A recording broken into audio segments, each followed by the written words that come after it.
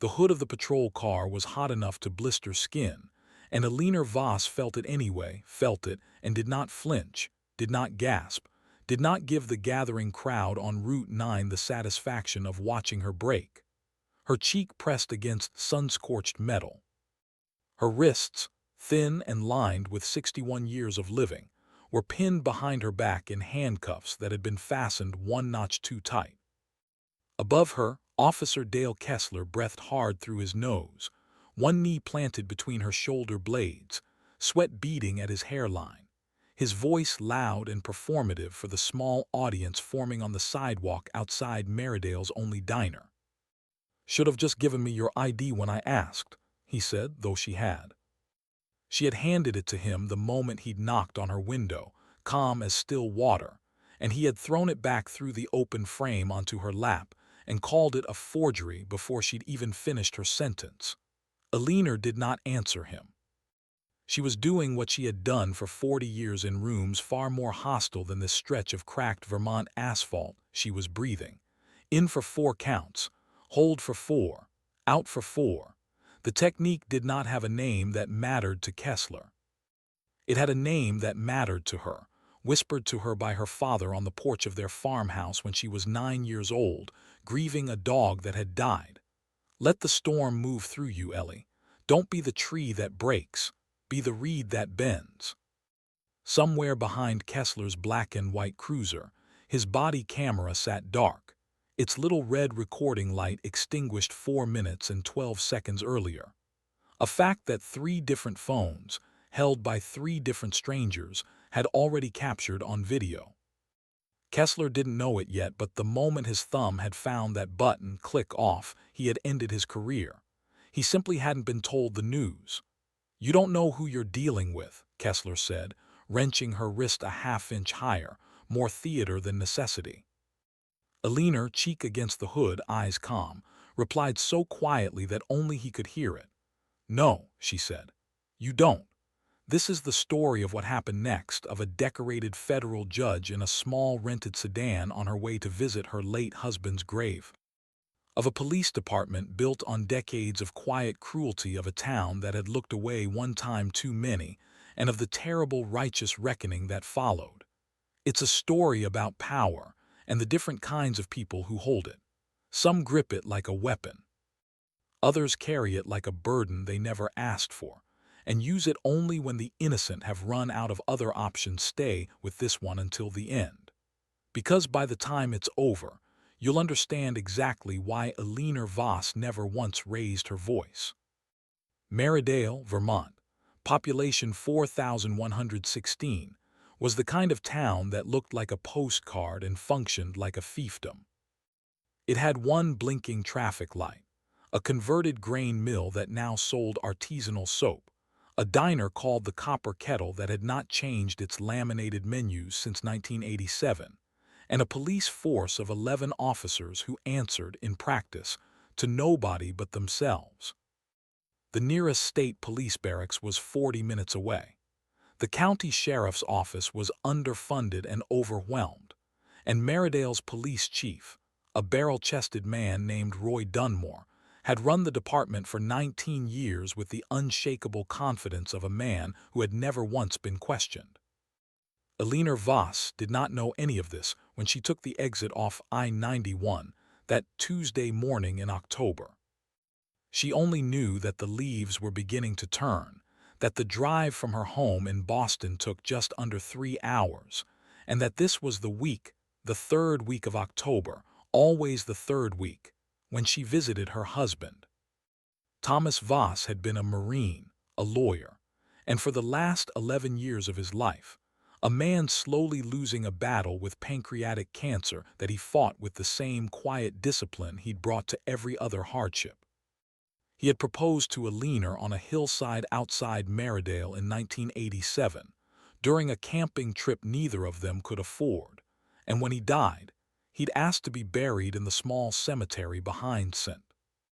Andrew's Episcopal Church at the edge of that same town, beneath the maple tree that turned gold every autumn before anywhere else in New England, he used to say, though Eleanor privately thought he just liked the drama of it. She made the trip every year, alone by choice. It was, she'd explained once to her law clerks, the one week where she allowed herself to simply be Ellie, not Judge Voss of the United States Court of Appeals for the First Circuit, not the woman who'd been on 2 separate Supreme Court shortlists, not the youngest woman ever confirmed to a federal appellate bench in New England history. Just Ellie, in a rented Navy Camry, driving to lay chrysanthemums on a grave.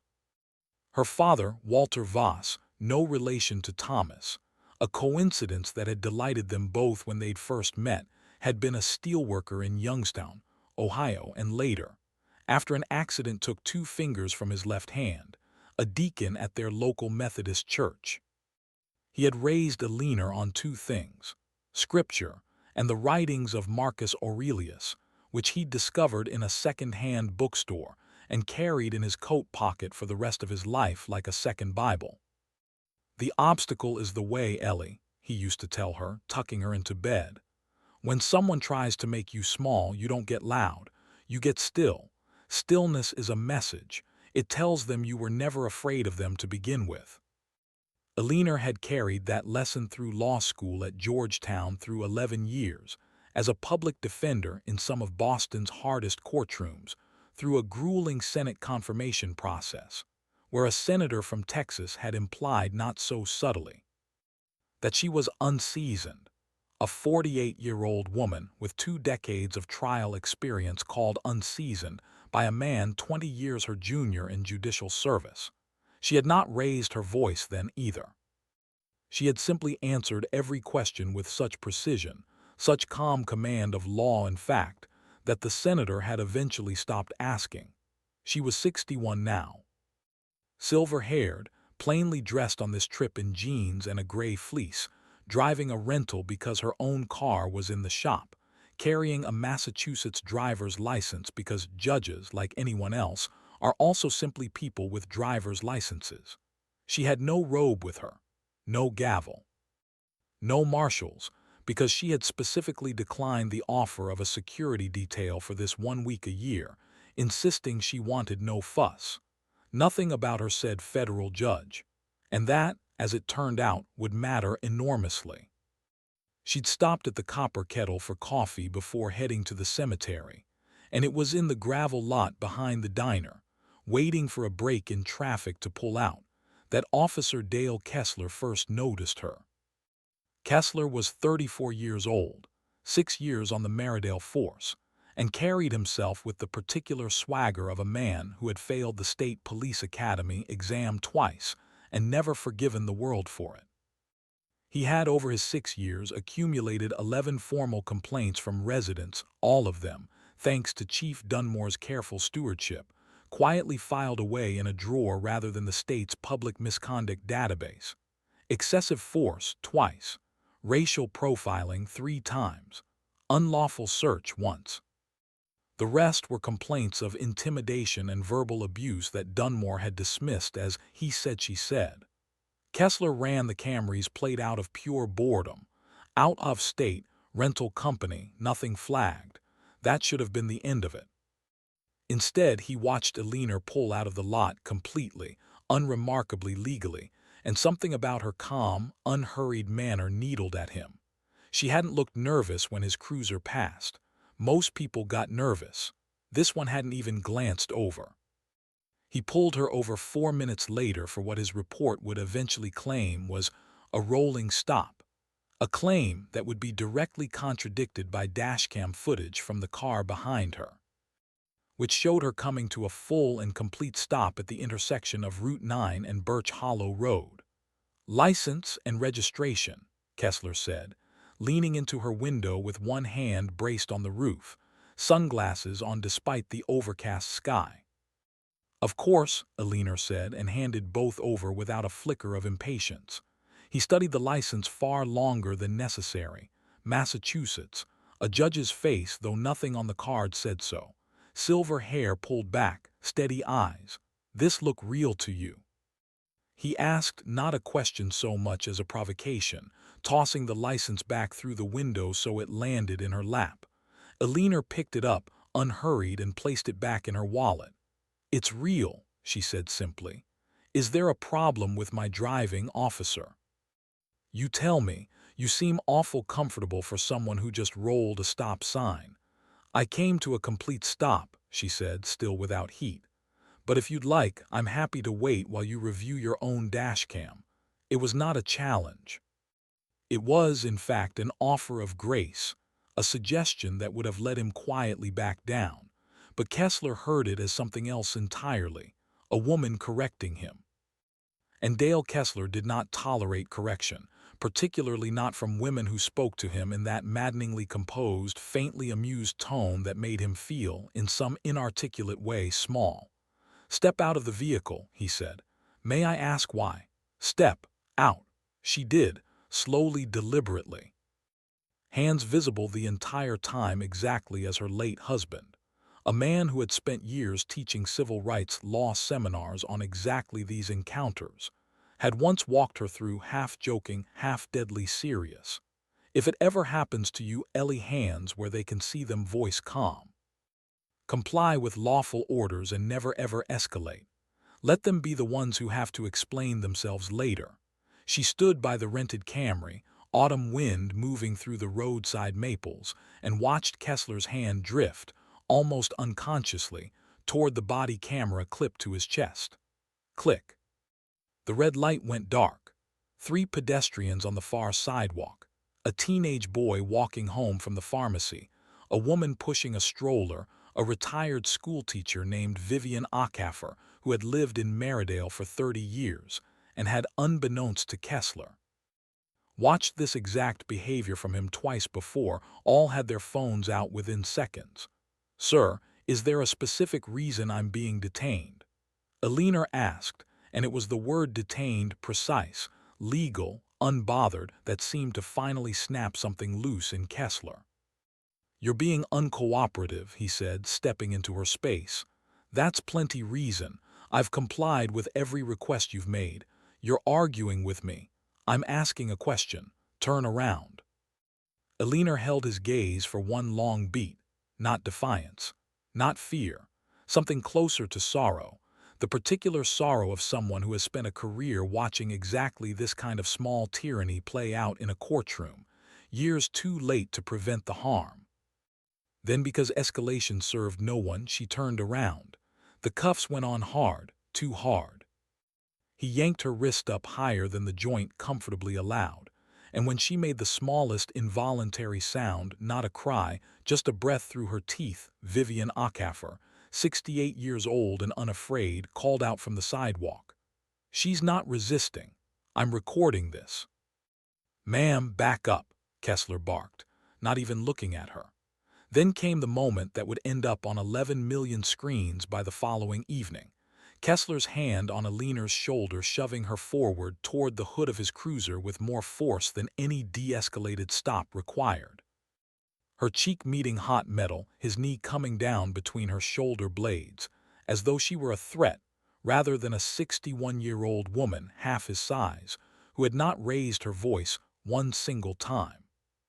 The video began the way most viral videos do, quietly, on a single phone filmed sideways, shaky with adrenaline. Vivian Acaffer's clip was the first to hit social media, uploaded at 11:47 a.m. with the caption, "Maridale PD doing this to an elderly woman on Route 9 right now. Someone needs to see this." By noon it had 400 views. By 2 p.m. 40,000. By 6 p.m.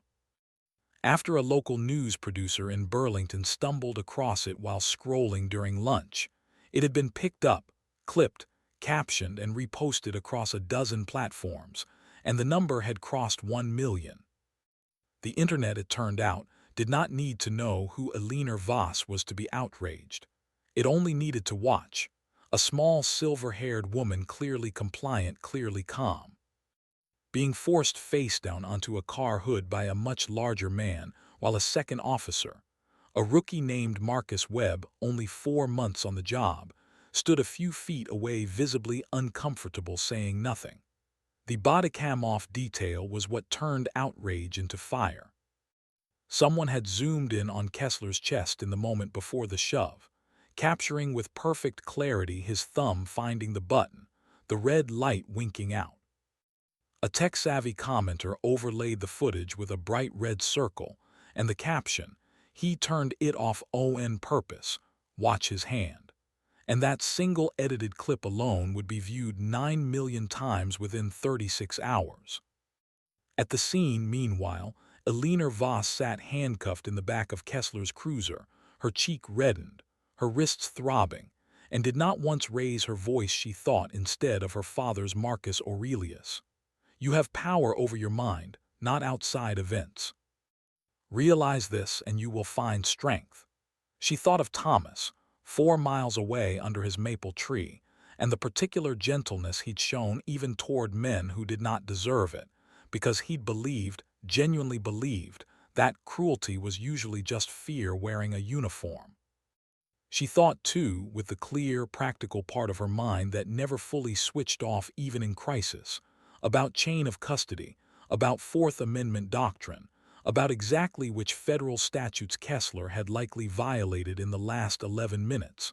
Not out of vengeance, out of habit. It was simply how her mind worked. Rookie officer Marcus Webb leaned down to the cruiser window as they waited for Kessler to finish writing up a report Webb suspected, correctly, would bear little resemblance to what had actually happened. "Ma'am," Webb said quietly, glancing back toward Kessler, "are you doing okay?" It was such a small kindness.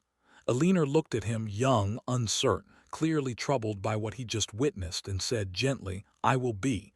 Thank you for asking." "For what it's worth," Webb said, even more quietly, "I don't think you did anything wrong." "I know," Eleanor said. "You don't have to be afraid to say so, either." Webb swallowed hard and said nothing further. But something in him had shifted, and it would matter enormously in the days to come. The Merridale Police Department occupied a squat brick building beside the town hall, the paint peeling at the corners, the coffee in the break room notoriously terrible. Eleanor was walked in through the back entrance, wrists still cuffed and seated in a molded plastic chair beside the booking desk, while Kessler flush with the particular high of a man who believes he's won filled out paperwork charging her with resisting arrest, disorderly conduct, and reaching. Absurdly, obstruction of a police investigation. "Empty your pockets," said the officer at the booking desk, a heavy-set man named Officer Prine, who had worked alongside Kessler for 6 years and had, in that time, learned to make himself professionally blind to things he didn't want to see.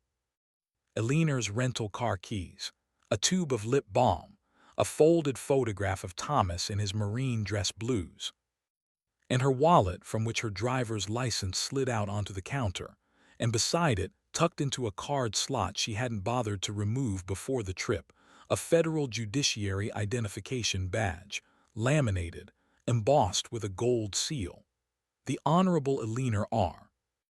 Voss, United States Court of Appeals for the First Circuit.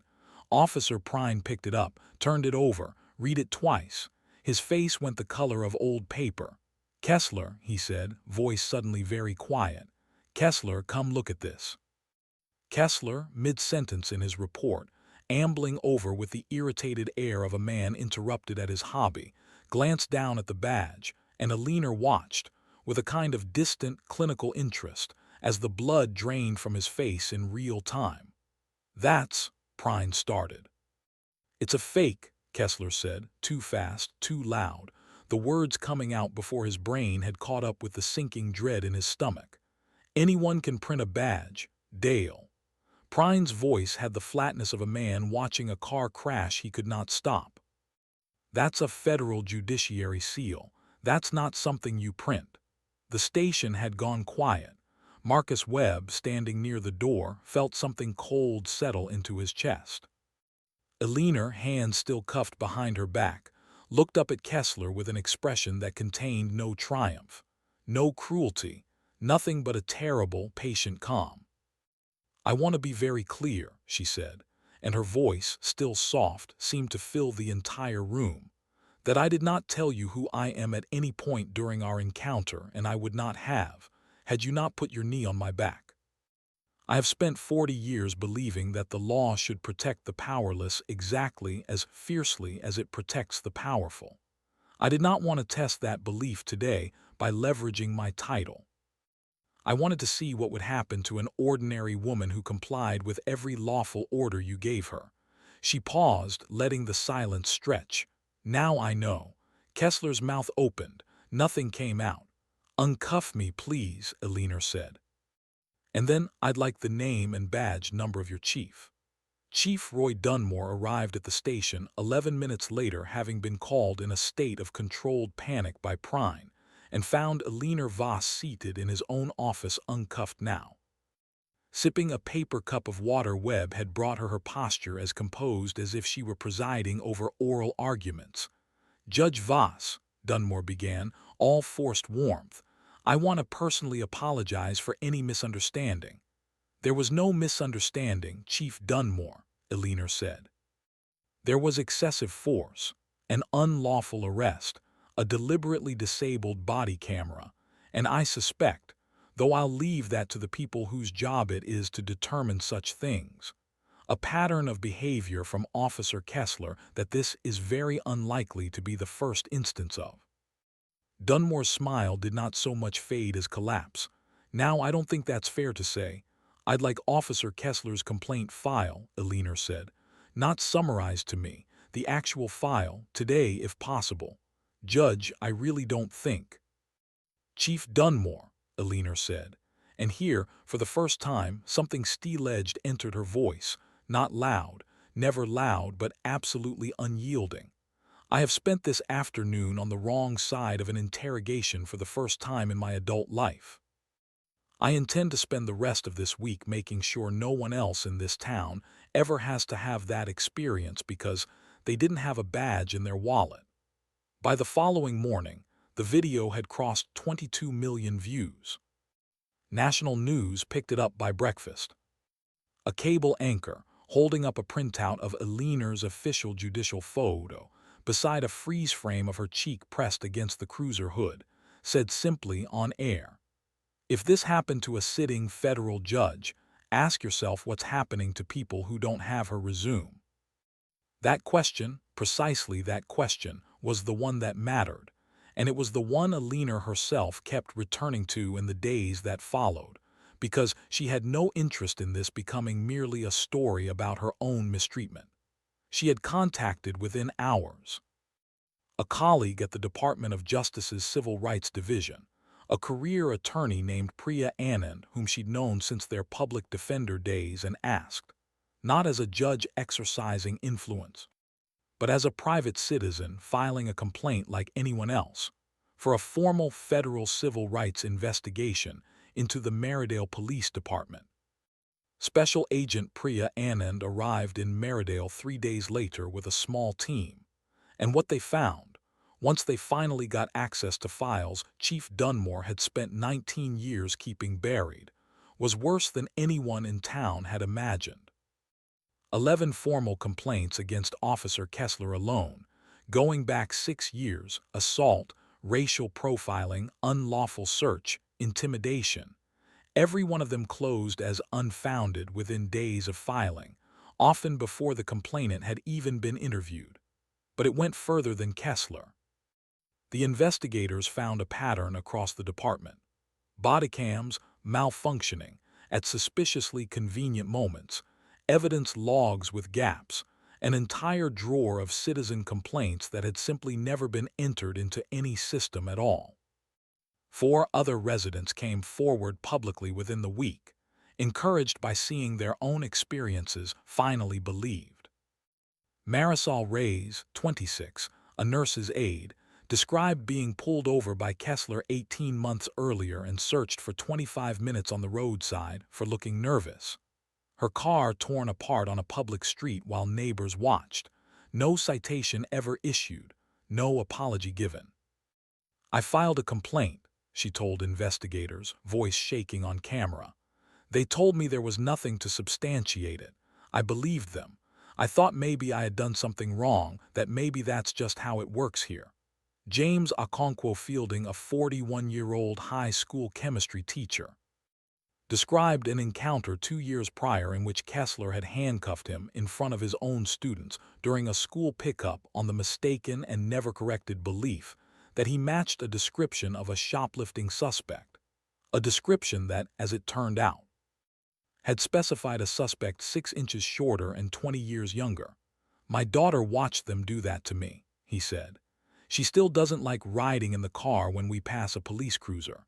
Vivian Acaffer herself, the retired schoolteacher who'd filmed the first viral clip, revealed she had lodged a written complaint against Kessler 3 years earlier after witnessing him shove a teenager to the ground outside the pharmacy, a complaint that had vanished from department records entirely as though it had never existed.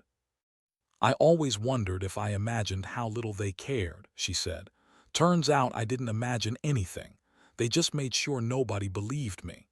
Harold Denby, 73, a retired postal worker, described being detained for over an hour after Kessler accused him of impersonating his own grandson's guardian while picking the boy up from the community center, an incident that had left Denby too humiliated to ever file a complaint at all, until he saw Eleanor's video and realized, for the first time in 3 years, that someone might actually listen. Agent Anand, reviewing the pattern, put it plainly to a stunned town council meeting the following week. This was not one bad encounter. This was a system, built over nearly 2 decades, specifically designed to make sure bad encounters never had consequences. Kessler, questioned by federal investigators, oscillated between defensiveness and unraveling denial.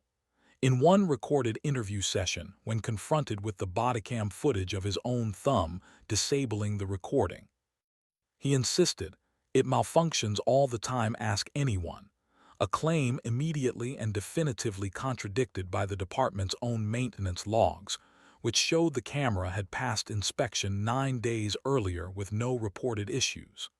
Chief Dunmore, facing his own mounting exposure, attempted at first to characterize the entire affair as an isolated incident being blown out of proportion by outside media, a statement that aged badly within 48 hours once Agent Anand's team recovered internal emails in which Dunmore had personally instructed a records clerk 2 years prior to keep the Kessler stuff off the books. "He's a good hunter, and I don't want to lose him over paperwork." Rookie officer Marcus Webb, meanwhile, made a choice that would ultimately be the turning point of the entire investigation.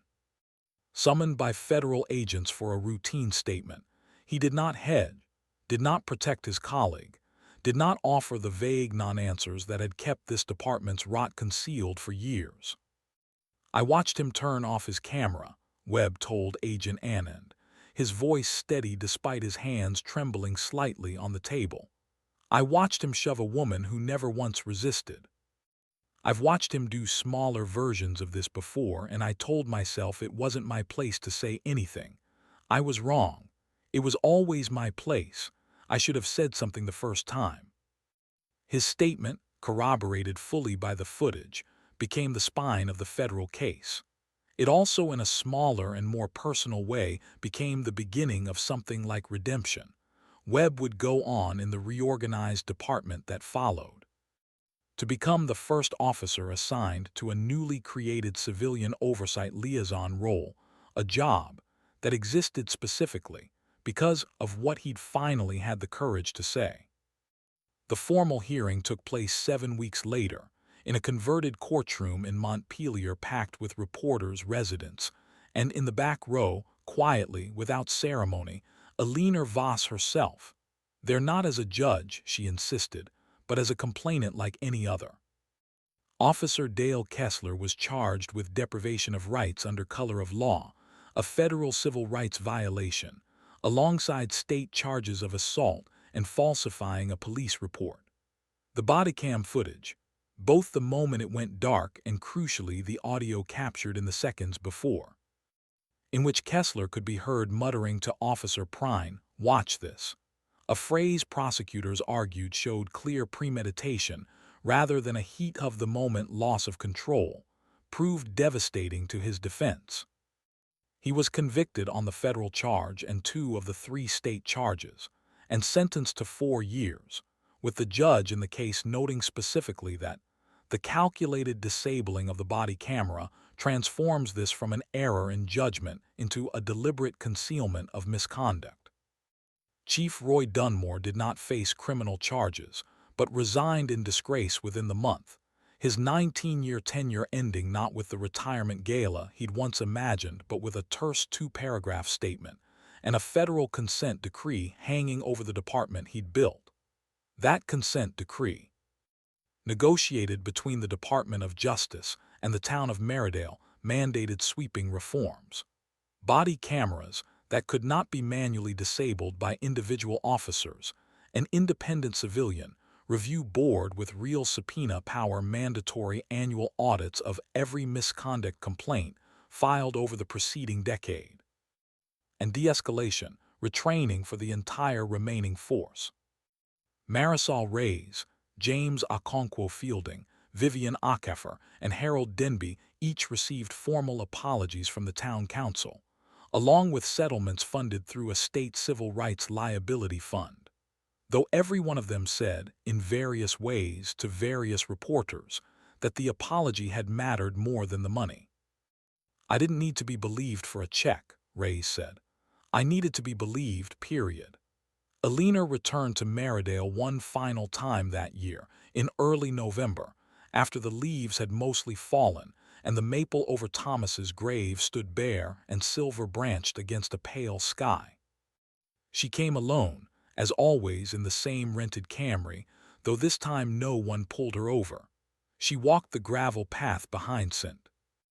Andrews with a small bundle of white chrysanthemums, knelt at the familiar headstone and brushed away a scattering of fallen leaves with the flat of her hand. "You'd have hated the attention," she said quietly, to no one and to him.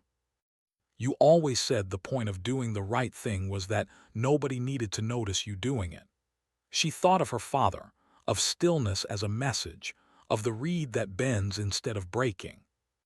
She thought of Marcus Webb's trembling hands and honest testimony, of Vivian Okafor's phone held steady while her voice shook, of Marisol Reyes finally being believed.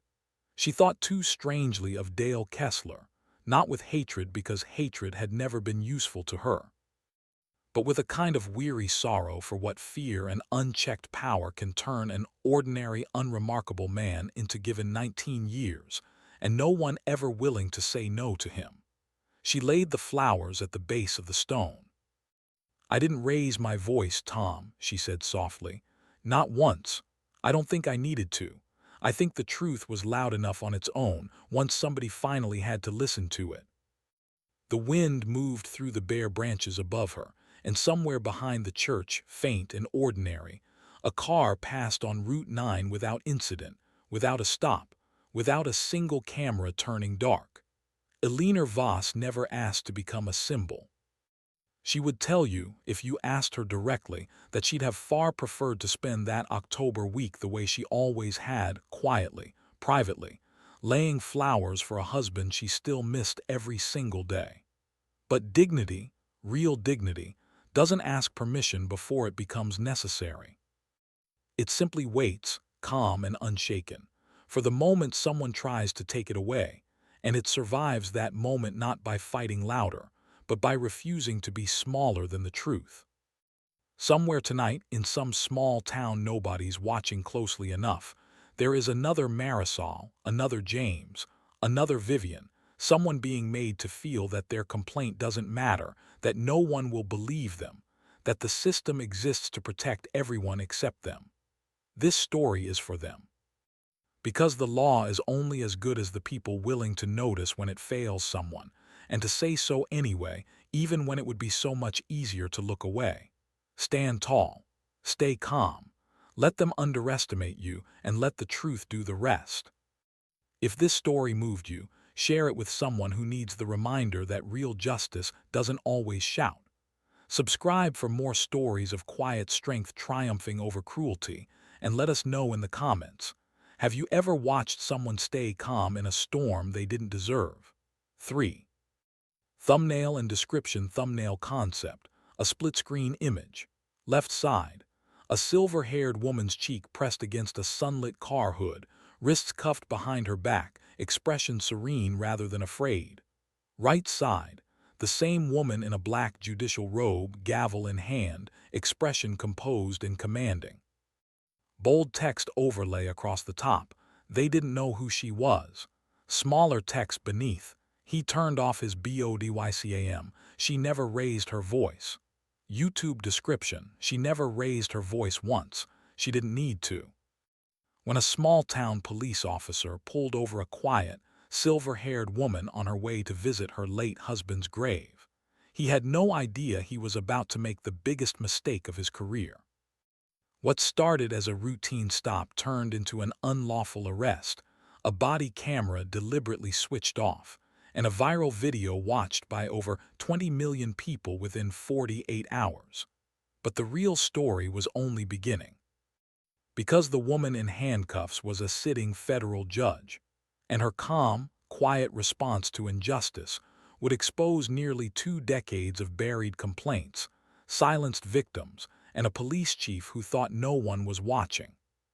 This is a story about dignity under pressure, about the courage it takes to finally speak up, and about what happens when the truth simply refuses to stay quiet any longer. Chapters 0:00 Cold Open. Cuffed on the hood 4:30. Who is Eleanor Voss? 11:15. The traffic stop 19:40. The bodycam goes dark 27:00. Viral spread and station reveal 35:20. The federal investigation begins 44:10. 4 victims speak out 53:00. The hearing and consequences 1:00. 15. Returning to the grave 1:05:00. Closing reflection. If this story moved you, like, subscribe, and share it with someone who needs to hear it. Real dignity should protect everyone, not just the people powerful enough to prove it.